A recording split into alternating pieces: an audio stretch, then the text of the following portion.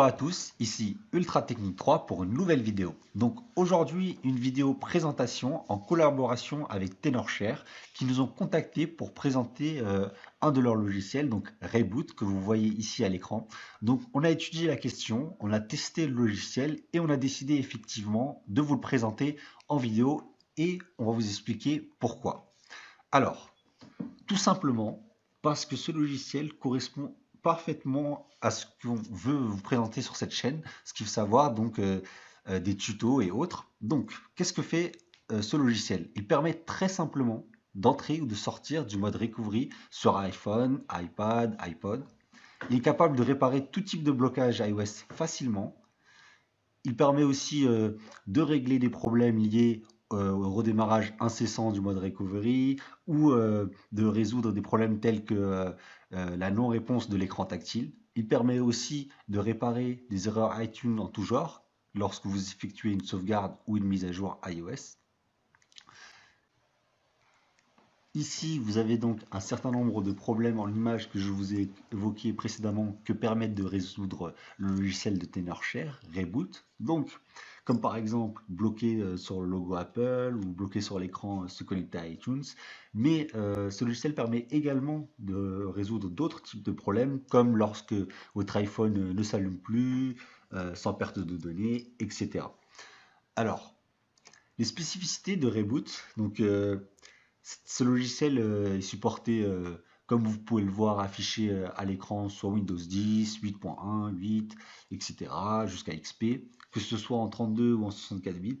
Vous avez aussi les OS supportés sur Mac, que vous pouvez donc lire ici. Je vous laisse chercher le vôtre, mais il y a quasiment tous. En ce qui concerne la puissance nécessaire pour faire tourner ce logiciel, ce qui n'est pas très énorme du tout, voire quasiment ridicule de nos jours, donc 1 GHz en 32 ou 64 bits ou supérieur évidemment. L'espace sur les disques durs est très faible, 200 mots à peine. En ce qui concerne la RAM, 256 mots, sans compter qu'il faudrait 1 giga à peu près de mots pour la faire tourner correctement, ce qui n'est pas beaucoup du tout.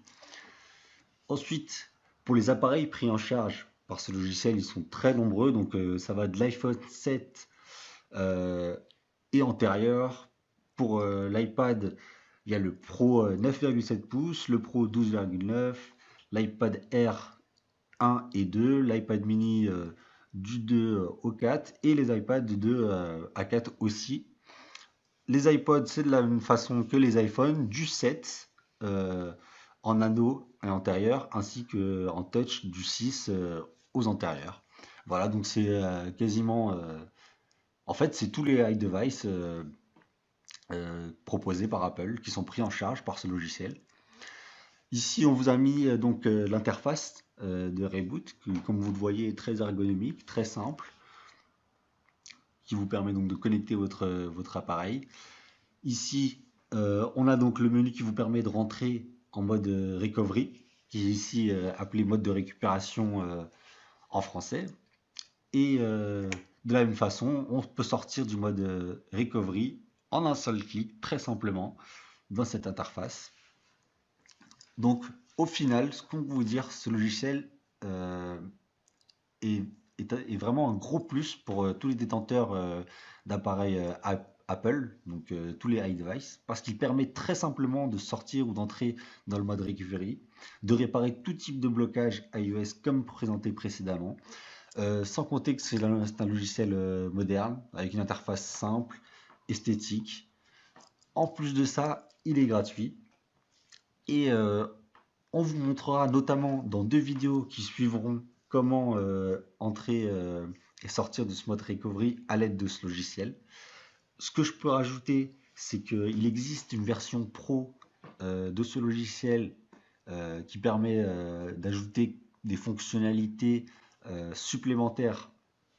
Mais même si le logiciel gratuit est déjà très complet, pour ce qui est du pro, vous pouvez aller checker les informations sur leur site. Les liens seront dans la description.